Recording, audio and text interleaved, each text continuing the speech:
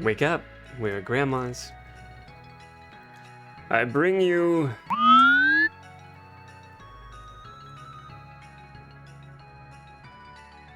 big flu shot energy. I can already feel myself just, doing like the Pac-Man death scene internally, that mew, mew, mew, mew, mew. I was counting on it. Got a flu shot about 10:30 this morning. They do that to me every time, though. That, and I'm just a weak-ass... No, it's just one of those things. Overall feeling pretty good, though. I just feel like a part of me wanted to call attention to that early on. Like, hey, you don't seem as boisterous as your usual self there, Hogue. Please disclose what's going on. I'm just gonna do that now.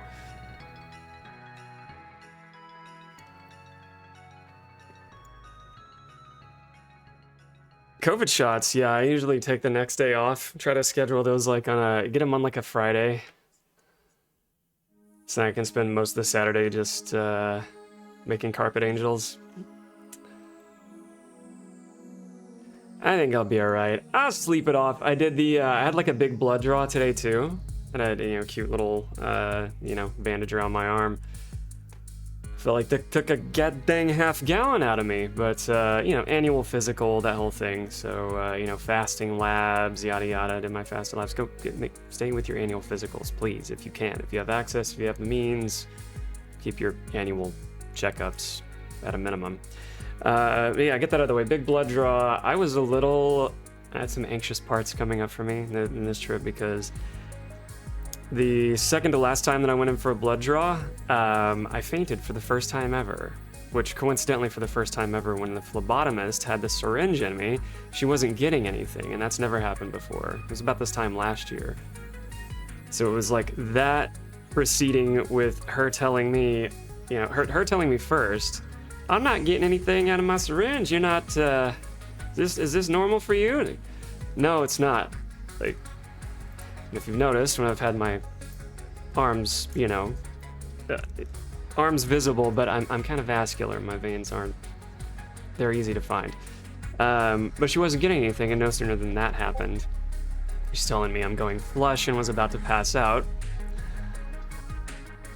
So that happened, and then they rescheduled the labs. I went in a week later, and then she was even more nervous than I was about getting the draw. Because then she remembered me. I guess she hadn't had to respond to someone passing out in a while, so I was her first. But, I didn't get a high level of confidence on my repeat visit of her like, oh, no, it's you again. We got it. We need to take you to another room and lay you down, baby. Yeah? Tell me what you mean by that. And everything was fine. And same thing with this time, everything was fine. COVID shots take you out. Yeah, they're intense. They're worth it. They're intense, but they're worth it.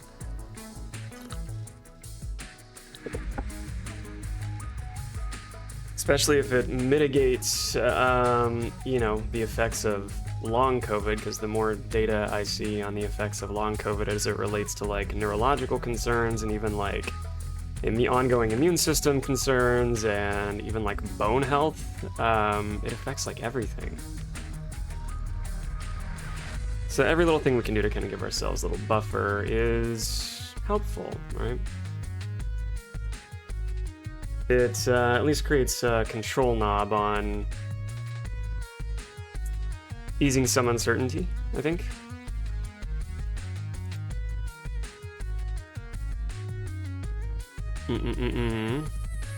Even so, this is the latest in the year that I've gone not getting one, so I am due. So this might be overkill, but I want to light like all of these. I think I need to trim those wicks. I think I need to trim the wicks. Those are kind of long.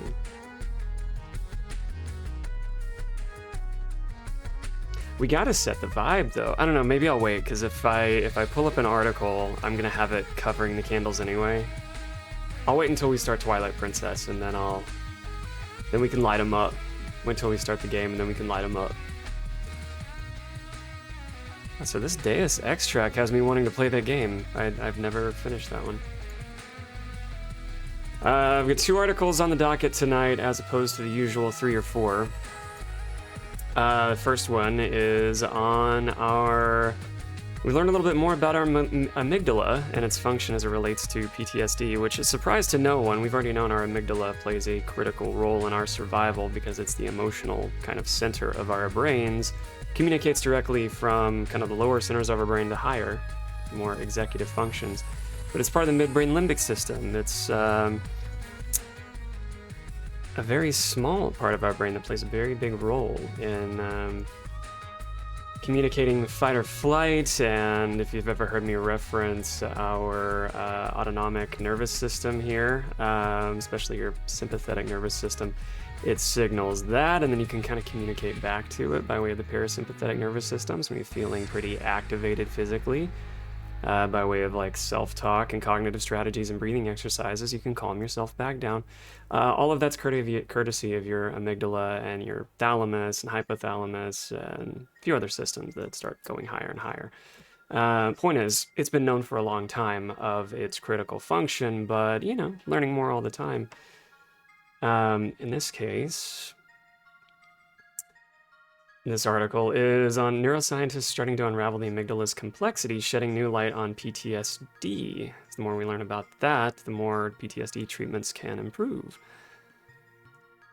A new study published in Translational Psychiatry provides evidence that post-traumatic stress disorder may be linked to altered communication between specific parts of the brain and other specific parts of the amygdala, and other brain regions. The findings suggest that one part of the amygdala in particular shows distinct patterns of connectivity in people with the condition, PTSD, which may help explain difficulties in emotional regulation, sensory processing, and self-related thought often seen in PTSD. This research highlights how focusing on the smaller subdivisions of the amygdala may deepen the understanding of PTSD's neural foundations. And maybe steps from identifying better, based on biofeedback, more cognitive strategies, and somatic, like of the body type experiential strategies to help someone soothe when they're feeling activated. There's, like I mentioned, the breath work and stuff are kind of the band-aids for the emotional wound when it relates to PTSD, but the deep work to mend, those scars over time, that's where therapy comes in. And none of it's fixed as much as it feels like. Therapy definitely makes a difference, but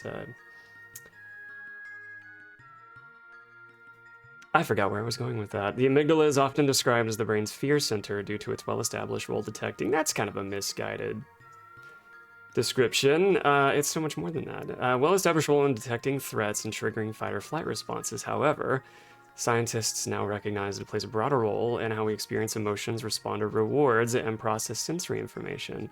Previous research has shown that the amygdala functions differently in people with PTSD but many studies have treated the amygdala as a single unit. This approach may be overlooking subtle but important differences in how internal structures behave. It's cool to look at that because then you get more neurology behind other existing theories, like in Waking the Tiger, which is an excellent read, but it's starting to get a bit dated. The framework for how PTSD is described is something to the effect of, and I'm not going to do a great job paraphrasing, but something to the effect of an incomplete fear cycle, or an incomplete stress cycle stuck in the fear state. And so, when your nervous system gets aroused by anything and fight or flight kicks in, your body's naturally going to be tuned to kind of cycle back through that and get you back to your baseline, your calm, cool, collected state, that nice, sexy sounding calm, cool, collected state. And that's where you deserve to be for as long as possible. Commensurate to also being able to respond to threats and, protect yourself. But when stressors are present, dangers are present, your body's natural systems are to regulate, calm down, think of like a near miss in traffic, that kind of thing.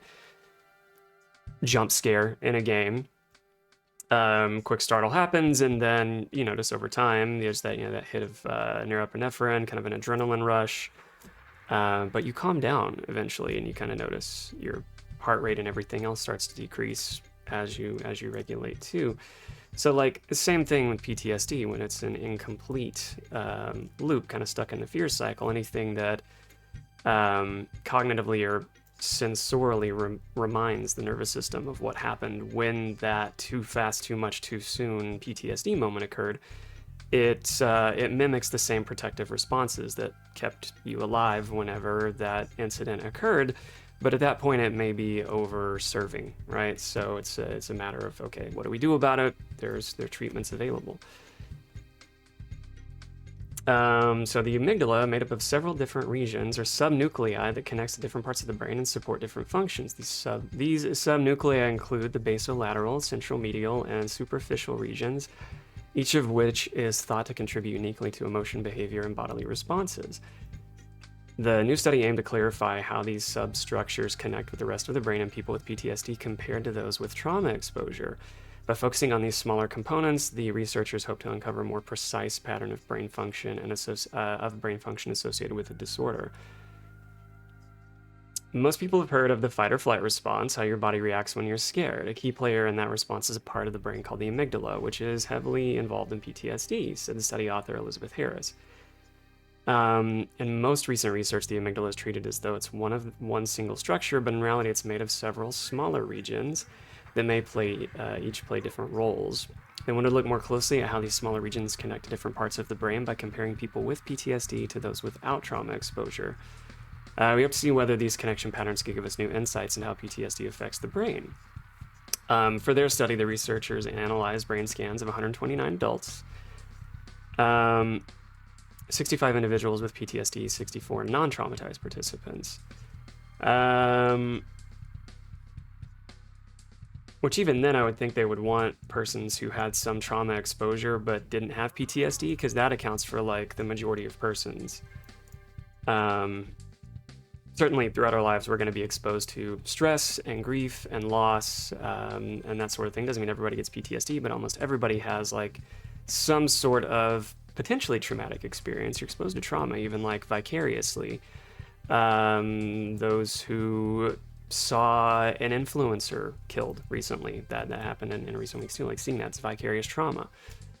It doesn't mean PTSD, but it means that there's going to be some shock potentially associated with, okay, what next horrible thing am I going to see when I open up social media?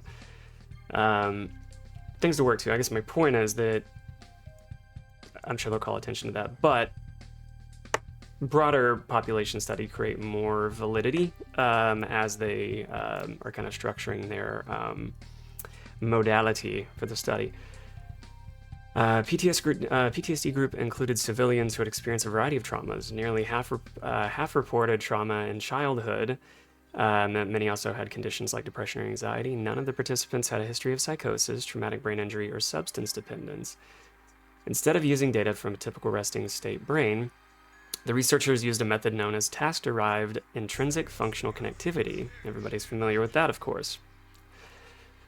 Participants had completed 5 separate cognitive and emotional tasks while undergoing functional magnetic resonance imaging, fMRI. The researchers removed the task-related brain activity from the scans to isolate underlying connectivity patterns that persist across different mental states. This approach has been found to provide reliable information about how the brain regions interact, even when tasks are involved. The researchers then divided participants' amygdala into 3 substructures in each hemisphere: basolateral, centromedial, and superficial regions. Using those as starting points, they measured how strongly each region was functionally connected to the other areas of the brain. Functional connectivity refers to how synchronized the activity of the brain regions is, functional connectivity refers to how synchronized the activity of different brain regions are over time. The main finding was that the patterns of brain connectivity linked to the basolateral region of the amygdala were significantly different between people with PTSD and those without trauma exposure. In contrast, no group differences were found in the centromedial or superficial regions, so they've already identified one substructure that they found within the amygdala was more active. And that's the idea of what you get from brain scans and how we know, like when we say things like language centers of the brain are more closely associated with, the left hemisphere. A very small part of the left hemisphere. We know that because when you do brain scans, if someone has any kind of neurofeedback connected while they're doing a task, then imaging can appear and say like, okay, here's where proliferated activity is occurring. We can map that on the brain. Here's where oxygen is in the brain. Here's where synapses are firing. more closely associated with those tasks, such that that's how we know when we say, here's what's going on with this person at this time, because it's been mapped time and time again with a pretty high level of consistency, and that's the idea. It was repeatable. This sounds pretty new to me, though. Like a substructure with amygdala, and that's not what I was taught in college, but that's the idea of like science changing and improving and deepening. Hello, zombie. For individuals with PTSD, I think I scrolled past that too far.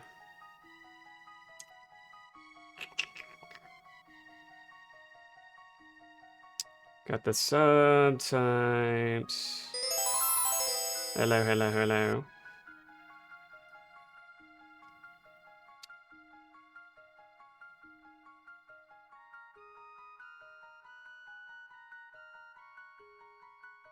Where did I leave off?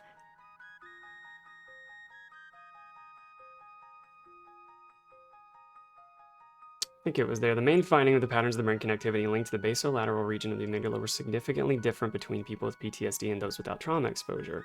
One surprise that we found only clear differences in the brain connectivity in one part of the amygdala, the basolateral, and not the other two regions. This shows why it's important to study these smaller subregions individually, because they don't all behave in the same way. Notably, the lack of differences in other areas could mean a few things. It might be because those regions are physically smaller and harder to measure, or because they're more active in specific situations, rather than when the brain is at rest.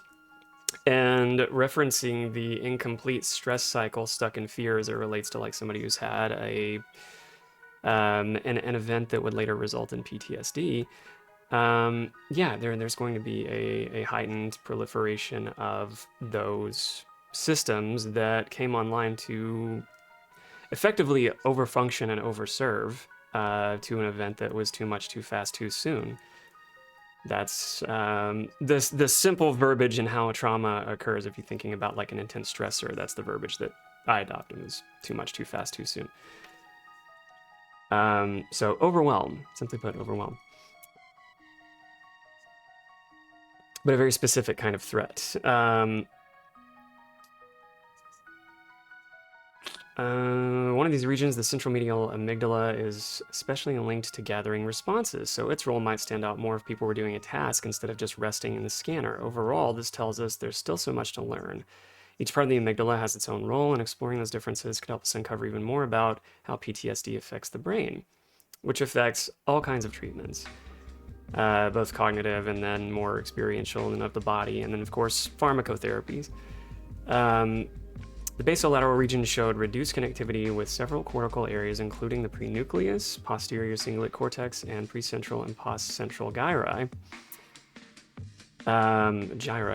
The superior parietal lobe. You have 4 lobes: occipital, prefrontal, parietal, and temporal. These brain regions are typically involved in bodily sensation, movement, attention, and self-referential thought, mental processes involved in understanding how one's own feelings and sense of identity. Reduced connectivity in these networks may contribute to PTSD symptoms such as emotional numbness, identity disturbance, or impaired control over bodily reactions. That's maybe what we see externally if someone has more like a flat effect. You got some lemon water? Is that doing the trick for you? I've got some brown water, as per usual with brown water here. And of course, you're all going to follow Zombie. It's going to stream on Wednesday, I believe.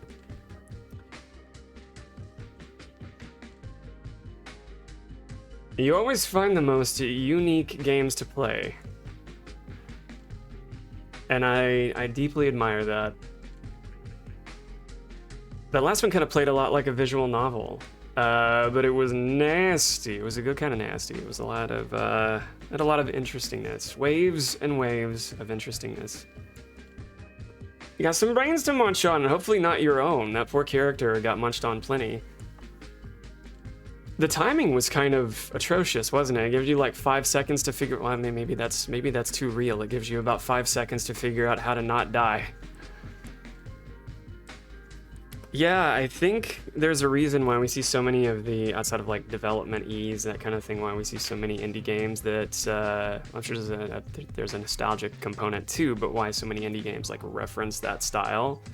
Because it's cool, it's always cool.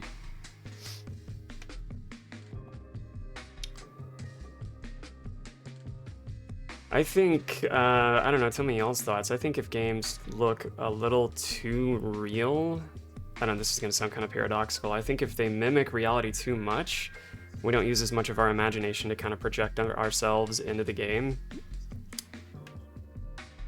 which to me isn't as fun.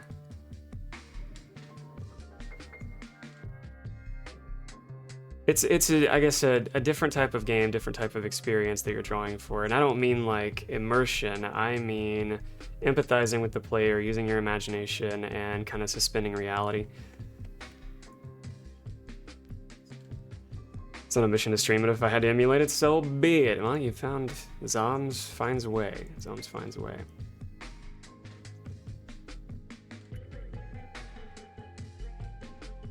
Let's see. These findings suggest that the basolateral amygdala may be more strongly tied to systems involved with alertness and stress in people with PTSD. Who again, PTSD, persons with that diagnosis are more likely to have increased alertness, what is referred to as hypervigilance. So startles easily to otherwise benign, meaning safe stimuli, like a knock at the door or a sudden opening of, might result in somebody jumping more than just kind of, oh, hey, how you doing? And not necessarily that, and sometimes more exaggerated reactions, but it's the first thing I thought of. Researchers also looked at within group differences in the non-traumatized group. The basolateral amygdala had stronger connections to cortical regions, while the superficial region tended to connect more with the subcortical areas. In contrast, for the PTSD group, the basolateral region had stronger connections to both cortical and subcortical areas than the other amygdala subregions did, indicating its dominant role in altered connectivity patterns. The study provides support for the idea that PTSD may involve imbalances in how different brain networks communicate, particularly those related to emotional and bodily regulation. Basolateral amygdala appears to sit at the center of these altered patterns, acting as a hub that is either underconnected to the same cortical systems or overconnected to brain regions associated with arousal and vigilance.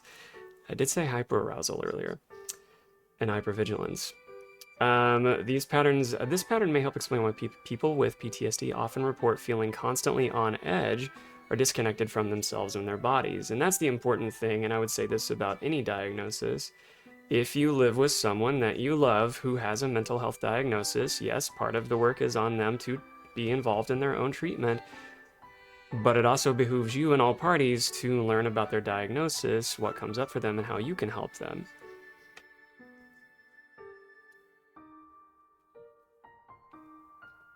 Help somebody co-regulate if they are triggered by an event, for example. It'd be a good skill to learn. The increased links between the amygdala and the brainstem could reflect heightened threat detection, while the reduced links with areas like the prenucleus might relate to difficulties with self-regulation or integrating sensory input. By identifying more specific changes in the brain communication, the findings support the view that PTSD is not a uniform disruption of the fear system, but a more nuanced shift in how various brain regions interact.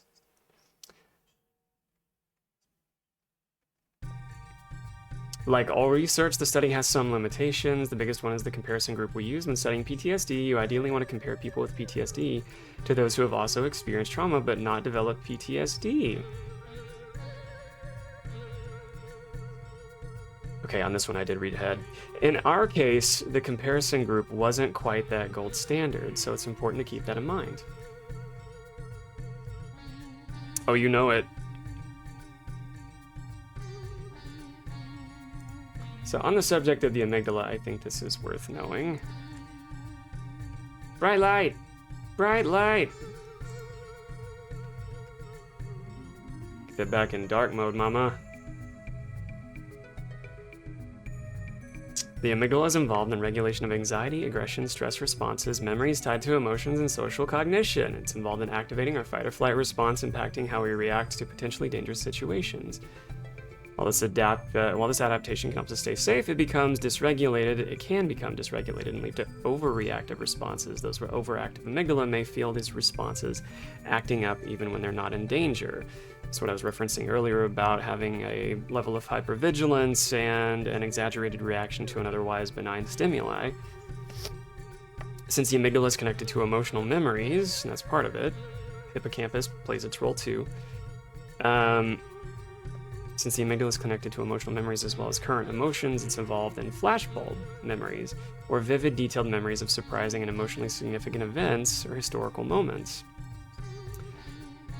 So, of course, we talked about trauma, and there's different types of trauma. We're talking about PTSD, so that's going to be like emotional and sometimes physical trauma, some form of abuse, right? But, of course, there are others, like getting a concussion, being in a motor vehicle accident, something like that. It's impossible to sustain or reverse brain damage. However, even if your amygdala is damaged, you may be able to recover. The brain has a remarkable capacity for compensating and reorganizing through neuroplasticity. Neuroplasticity is our nervous system's ability to adjust and change based on damage or need. We've looked at research here before too, where neuroplasticity and neurogenesis, so the development of new neurons, happens even at otherwise advanced age. So we are always capable of learning, we're always capable of changing. With consideration to those who may have neurocognitive decline, like our brains atrophy over time, they always shrink, but that doesn't mean dumber, and that doesn't mean that we're getting Alzheimer's or some form of dementia. It's just there is age-related shrinkage, but there is age-related shrinkage, but there is not really age-related dementia that is accepted as a normal part of aging. To that end, you can change. It's never too late if it comes up for you. With exception to if, you get like the what's the famous case of the guy with the rod through his head? That was fatal.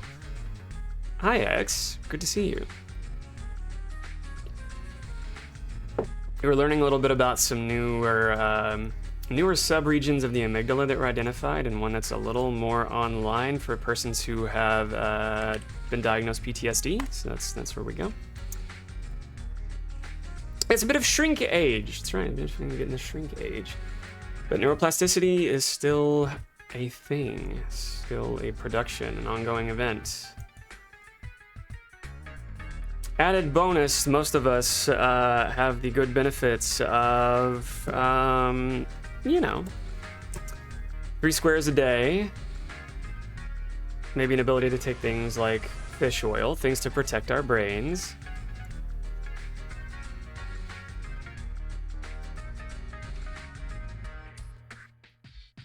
I always try to reinforce, and say always, I try to be pretty consistent with reinforcing that we're never stuck here with whatever's coming up for us, whatever happened to us. Because we're all about that radical hope, mama. I did talk a little bit about soothing things you can do, and this is in the link that I dropped earlier, little things you can do to soothe any arousal or hyper arousal when it comes to elevated state and fear response. You can calm your body back. Yeah, you've got so many systems in there that are non-cognitive, that are firing what are crudely referred to as your lizard brain, happening kind of automatically, impulsively, and reactively. But the really cool thing and sometimes fascinating thing about it is that you can talk back to it. All of those systems are online to keep you alive and safe, and they may overreact. By literally talking out loud, you can talk back to it and calm your shit down.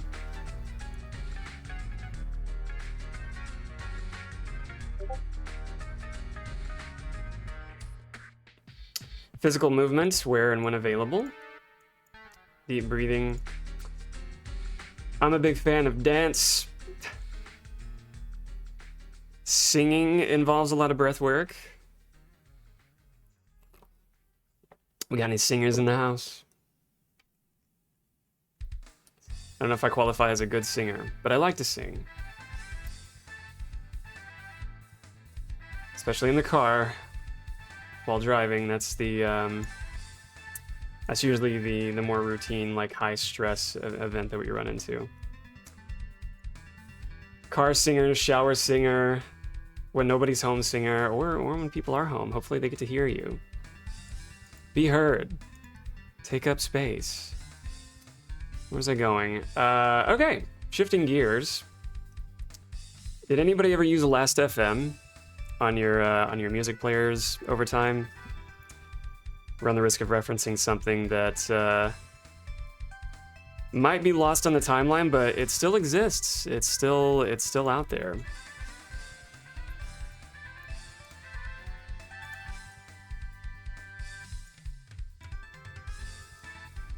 So Last.fm, for those unfamiliar, it was once like an internet radio, and it was really good about recommending, functions similarly to a lot of systems that borrowed from it, I'm using the term borrowed loosely. But a lot of internet radios operated much in the same way, where you'd pick a song that you enjoy from an artist, and then if you liked it, you give it a thumbs up, and then it recommends something new to you, potentially, that it thinks is in a similar vein. And if it don't meet the vibe check, thumbs down, and then it plays something else, so on and so forth. And it would do that, or you had the option of syncing it with like your Zune or your iPod, Zune rest in power, or wherever you were playing music, and it would scrabble. And scrabble would be just like taking in all the metrics of your music listening habits and then give you a means of looking at a summary of your listening habits, which was really cool. It's like the most attractive feature about Last.fm that is still around. You can still use it that way, and you can look at your listening habits. So that's what was done in this study of listener preferences across age as it relates to those of us who we talk all the time about kind of being stuck in say like what our listening habits were 20 years ago. And that doesn't mean we're like limiting ourselves to not being open to new experiences, but we certainly have our preferences, and I think the data in this kind of normalizes that, of having our preferences as we age for like nostalgia, reminiscence purposes, that kind of thing. But older persons are still not totally closed off to new music too. Not as rigid as we may seem, but I don't know, for me, like with music, I tend to go back to the same shit I listened to right before I finished college, and a lot of what I listened to in high school. And then it's like maybe once every 2 or 3 weeks, I'll finally like try to find something new. But even like, I don't have like a top 10 album that came out in the last 10 years, for example. It's like most of my top 10 albums would be before like 2010. There's been some new wonderful music that has emerged beyond that, beyond the timeline, sure. I don't know if any of them are necessarily like all-time favorites. Albert, good to see you. All right, how growing up changes the way we hear and feel music. This is, where is this, from Gothenburg? University of Gothenburg. Data from the University of Gothenburg. Incorporating our old favorite Last.fm and an underutilized term, scrobbling. How we miss you, scrobbling, but you still can. If you want to get on Last.fm, you still can do this. They looked at a large-scale analysis of over 40,000 users streaming data for over 15 years and revealed that young listeners engage with broadly new and popular music while adults settle into more personally and emotionally rooted tastes. I like the verbiage there, emotionally rooted, as opposed to like nostalgia, but ties directly into like what music we use to reminisce. There's a reason that music is used as a therapeutic intervention, especially in long-term care settings, and doubly especially where someone is living with some form of neurocognitive decline, where music and memory programming would be recommended as an intervention. Or more interestingly, if you ever want to read a really cool book, even if you're not a super mental health junkie, if you just want a book to fill your brain with more fun facts to have as, like, say, an icebreaker at your next dinner party, read Musicophilia, Oliver Sacks' Musicophilia, full of both stories of hope and, like, really interesting brain disorders, where he was using music to work with his patients in pretty wonderful ways. Couldn't recommend that read enough.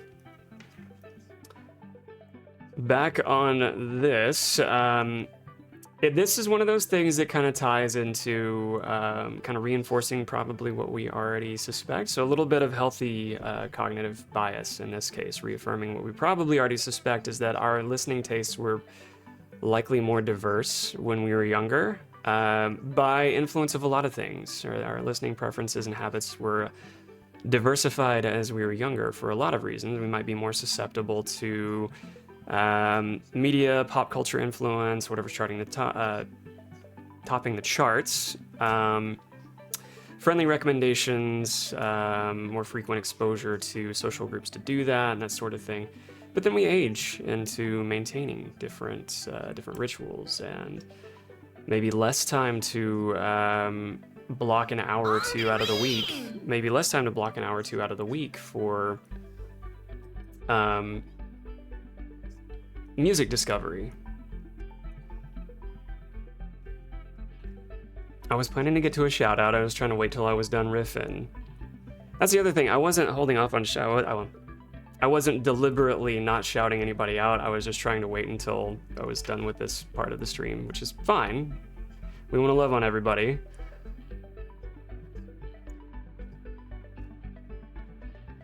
But yes, check him out. That last shmup fascinated me. The last shmup that Albert was playing. Almost got the 1cc, almost got the clear. You might have done it since then. But I want more. The sprites in that were kind of wonderful. That's probably part of the appeal. Use the word again, diversity. The diversity of sprites in that game were kind of wonderful, but they really played with like using two-dimensional objects and creating kind of a 3D effect. Haven't played Death Smile since Thursday. Okay. You gonna bring it back?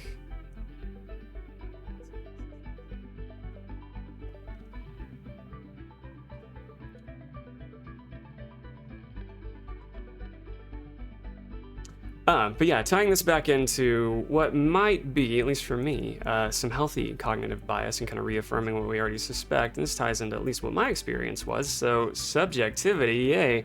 But I would intentionally seek out new music, much more feverishly in like high school and early college, and of course part and parcel of that was time to do so, as compared to like say the last 5-10 years where I still, will...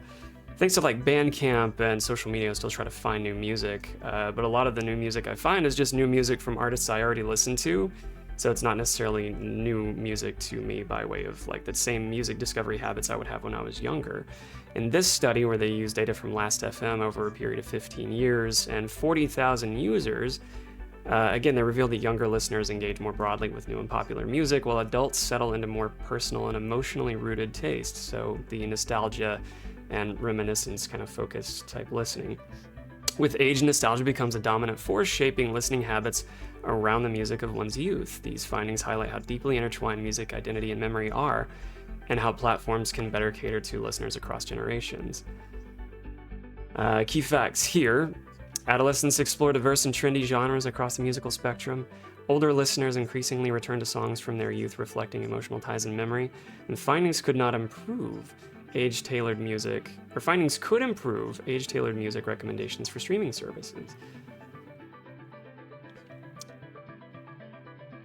Results may not be that surprising, like we were saying. There's a little bit of cognitive bias affirmation there, but now there's scientific evidence for the first time through an analysis of how listening habits change over time. Directly mentions Last.fm in here. That's what I kind of got excited about. So 40,000 users. When you're young, you want to experience everything. You go to a music festival just to listen to... I don't think I've ever been to a music festival. I've been to a lot of concerts. I guess South by Southwest counts. But I don't know. It feels like kind of a disjointed festival because you're just walking around downtown going into different bars and catching like a day show. I mean, show's going well into the evening. It just doesn't fit like a... It's not like a Bonnaroo or Coachella type of thing. It's not a Bonnaroo or Coachella type of event. You're like, in downtown. You're still scrambling though, and surrounded by a lot of sweaty butts. A lot of butt sweat. When you're young and want to experience everything, you don't go to a music festival just to listen to one particular band, but when you become an adult, you usually find a style of music you identify with. Charts become less important. Researchers use data from the music service Last.fm, where users share music listening habits and platforms from platforms like Spotify. Boo Spotify. Boo Spotify, especially Spotify CEO. This makes it impossible to build a music personal profile and gain an overview of one's own music listening. So you kind of get some data to look back, which is cool. Since Last.fm users can enter their age when they register, it was possible to link listening habits to age. The study is based on data spanning 15 years and covering more than 40,000 users. I want to take a look at mine, but I haven't scrabbled anything in a while. Data contained over 542 million plays of more than 1 million different songs. In the study, we follow how music listening changes over a longer period of time. When companies like Spotify try to develop music recommendations for their companies, they don't necessarily look at listening habits throughout the users' lives. Well, if it's one company I want to give more data to, it's Spotify.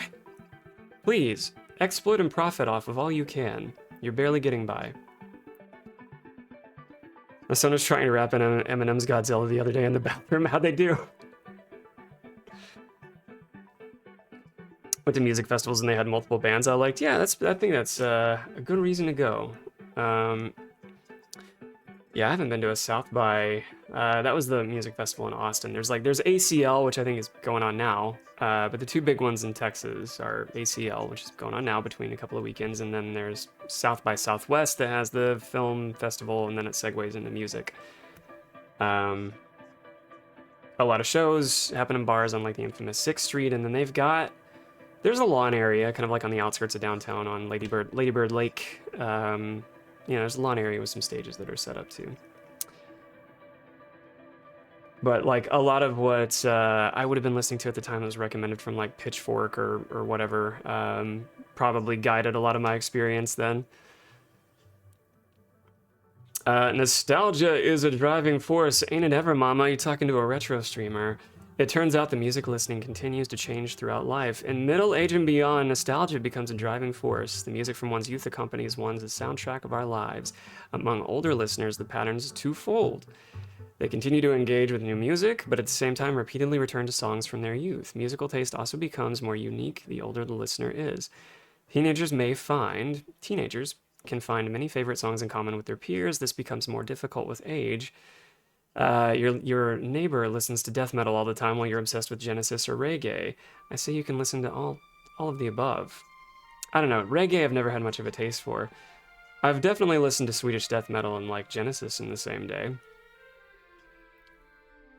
Most 65-year-olds don't embark on a musical exploration journey. Let's be the change.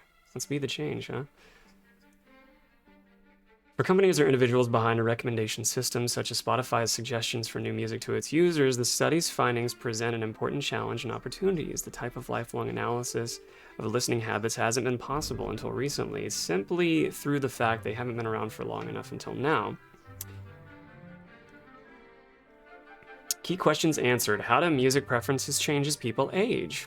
Young listeners explore diverse and trendy genres, while adults gradually narrow their focus and tighten it up, finding comfort in familiar favorites and nostalgia, many of which you'll have on vinyl. What drives these changes in music taste over time? Maturity builds stronger personal identity, emotional associations, and a tendency to revisit music from formative years rather than follow current trends. Again, there's a reminiscence component. Why does this matter for streaming platforms? Understanding age-based listening patterns, could help platforms personalize recommendations, blending discovery for youth, balance for adults, and nostalgia for older listeners. Don't tell me what to do. So now we've got to shake things up. Now I've got to deliberately go out of my way to jack around with my Last.fm. I'm gonna log into that just to see, because I haven't in a while. I want to know the last thing it scrabbled. We had it synced for a while. That was like a year ago, maybe 2.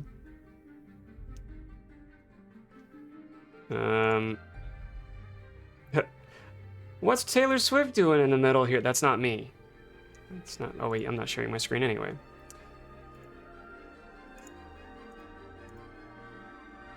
Wait, create my account. I'm trying to log in. I don't want to create an account. I'm trying to log in. Let me in. Hi, OTG. Welcome in. Good to see you.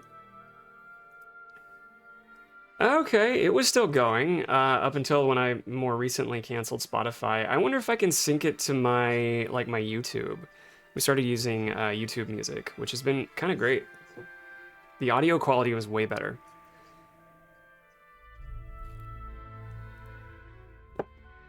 You down with OTG? I think if anybody's not, they're in the wrong place.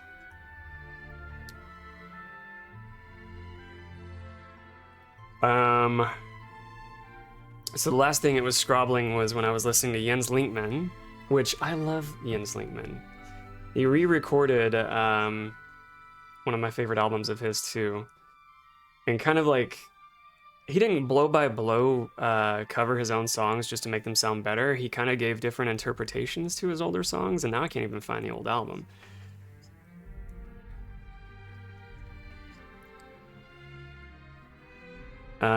Let's see. I want to see if I can find anything related to the data it was sharing. Library playlist reports. Scrobbles artists love tracks. 3,270 artists. Oh wait, you can't see my awesome old profile picture. Grams! It's good to see you. Hi, hello, howdy, hey. Just finished chatting about some research on subdomains of the amygdala that have been identified as it relates to developing treatments for PTSD, and then most recently discussing music and our emotional memory tied to music and how our music preferences change as we age.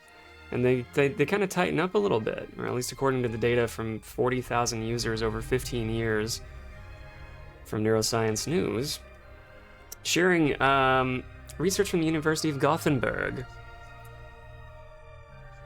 suggesting our music preferences are a little more diversified in our youth, and as we age it kind of tightens up, which reaffirms a lot of what we already know. But it did inspire me to log back into my Last FM because I haven't in a couple of years. Okay, it started scrobbling since March 24th, 2007. There is going to be a big gap in that, though. You didn't listen to any music last week. I know. Except that I did, it just wasn't connected. 2024, listening habits over 2024. Ooh, October is apparently a good month for me. I listened to almost 2,000 songs in October 2024. You can see that my listening habits significantly spiked in October 2024. Also, if you still use Last.fm, add me. I use the same username. Why don't I just take it over here?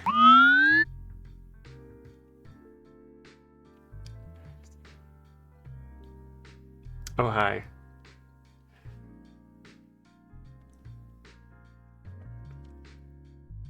Yeah, I need to find a way to link this up with my my YouTube music and see if that'll work. Because I really like having this data to look back on. If you look at this spike in 2024, for a while though, like my partner and I were sharing like a Spotify account until we weren't. But then if we were listening on different devices, it would kind of count as like me listening. We have pretty similar taste. So you'd be an outlier. OTG, you'd be an outlier if you diversified your taste over time, and it's a good thing. I'm surprised Husky Rescue is here. That's a really good album. I just didn't realize I listened to it that much. Vila on here at a number 2. See, okay, so Vila would be one that counts as someone I more recently discovered, at least recently on the timeline, within the last 10 years or so. Quickly became a fast favorite. Number 2 track, Versatile. Gives a sense of when it stops scrobbling too. The Husky Rescue album is really good though. I totally recommend that.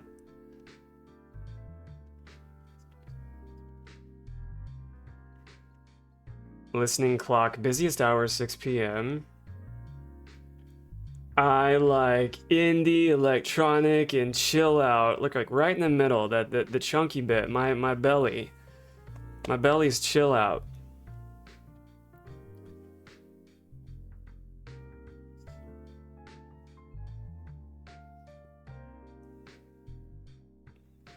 It's lined up with my chakras. YouTube music always leads you astray. How often do you use it? Because I think it builds like an algorithm too, based on preference. You can import your, like if you do use Spotify or something else, you can import your data over to like your playlists and stuff. That may help if you want. It's an option. Top artist for United States is My Chemical Romance. How? I don't listen to them that often. But maybe I'm about to eat my words. Maybe I did. Maybe I'm a devout MCR fan and I've never let y'all know. Or is it just saying the top listened artist on Last FM was that?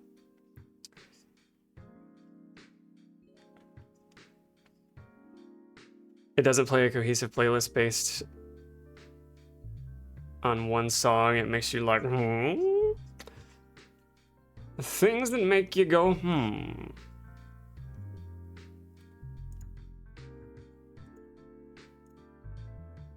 Well, that's a good one too. But did you know she's in a band now? See, this would be filled up with Mad Routine music. Did you know that Vila's in a band now?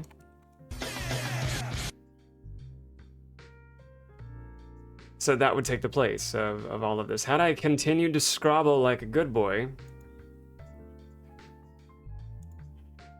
I need to find a way to nab that profile picture. I'm rocking on a uke, and I look the same. That photo's from like 2006. One of the very first times I grew my hair out. And it wouldn't be the last. I always thought Pandora. Yeah, I liked Pandora a lot. I almost forgot about them. I liked Pandora a lot. I used it in reference to a college speech I did on the benefits of using. We had to make like a compelling argument. So it was like the benefits of using. At the time, it was kind of novel. Streaming media for music, streaming radio. I referenced Pandora as an online jukebox.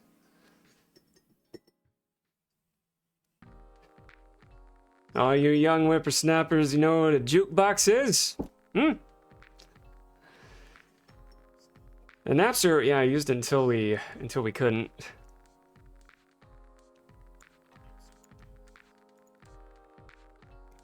What else? There was LimeWire and I feel like there was something else. Kazaa. LimeWire and Kazaa.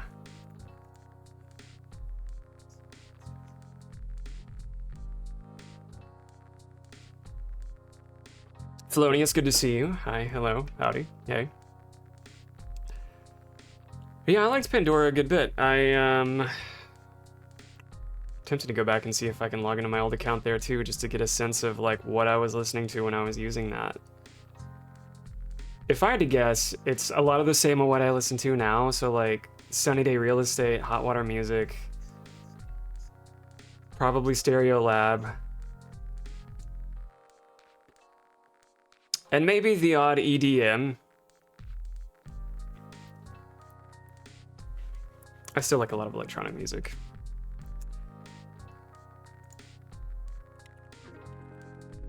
Did we shout him love on Thelonious? Because we fitna. Thelonious, we're wrapping up my just chatting portion of the stream, but we got a couple of articles on subregion of the amygdala that's been identified recently, more recently. We talked a little bit about the amygdala and its function, its role in kind of being the emotional seat of our brain, its role in kind of keeping us alive, part of the midbrain limbic system, and directly involved in fight or flight, freeze and fawn. And its connectedness to PTSD treatments. So we talked a little bit about that, and then more recent on music preferences and changes as we age. And a big dig on our emotional connection, our historical emotional connection to music. Because baby, we love us some reminiscence therapy. It's not isolated to music. We can do that with photos and food, storytelling.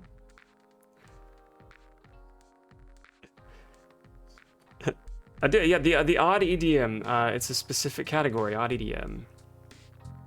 It's like drum and bass, mushroom jazz, and dad wave.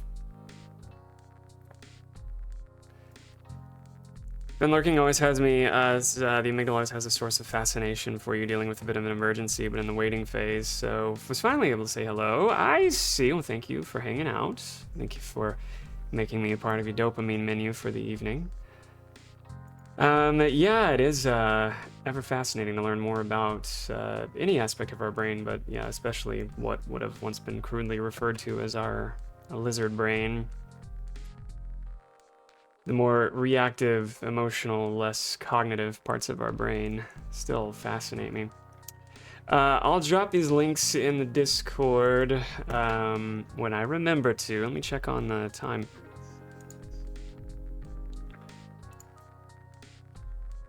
Yeah, how's that going now? We say we're in the waiting phase. Is that resolved? We okay? You good? I suppose you wouldn't be chatting if it were a life or death scenario, but all the same, stressful. Made that ease for you sooner than later. I had to cover this shirt up. I'm such a poser. I still haven't played this game. Poser. Poser. I gotta play this eventually, but we're just gonna cover that up. Conceal it.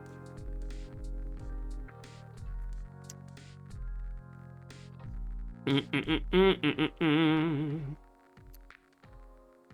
I'm gonna check on the dashboard and see if it's time to run our first break, and then we come back, we can play some Twilight Princess. I'm a supporter, right? I'm an advocate of playing spooky games as far as I can glean, maybe a small bit of exposure therapy. You know, you're exposed to a safe but reliable stressor, scary. But you face that challenge just like you would your inner critic, and you can overcome it.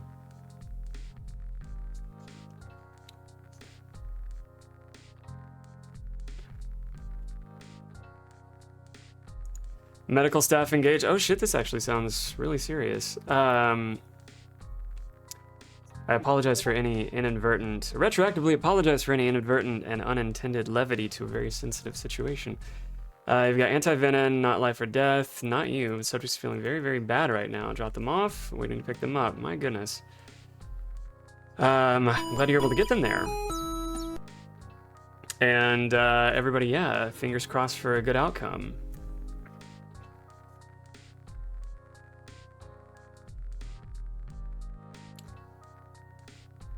Very much.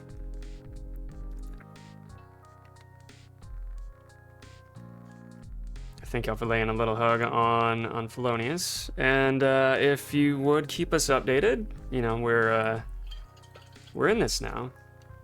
You gotta know.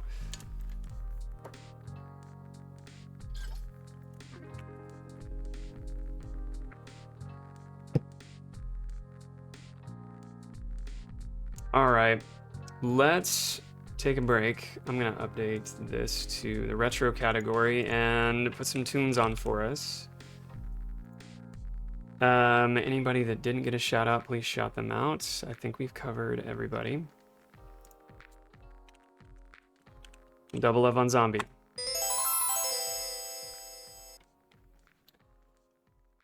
because I can. All right. Category main retro when we get back, and see, do I have room for another tag? Can I add Twilight Princess?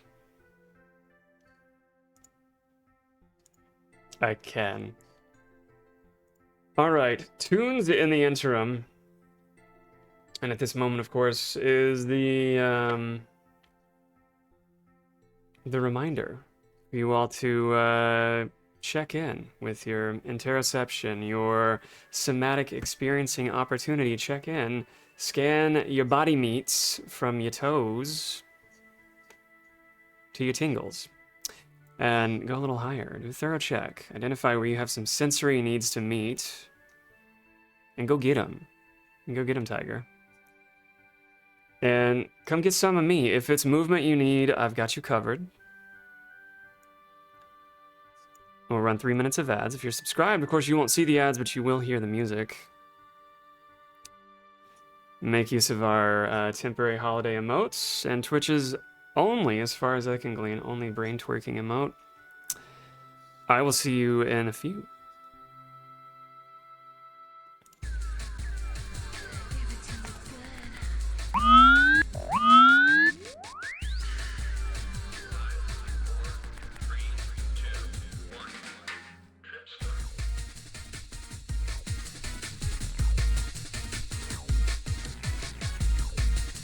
I don't know how I feel about that one.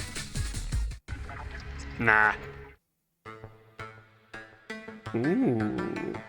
Ooh. Okay, we'll leave it here. See you soon.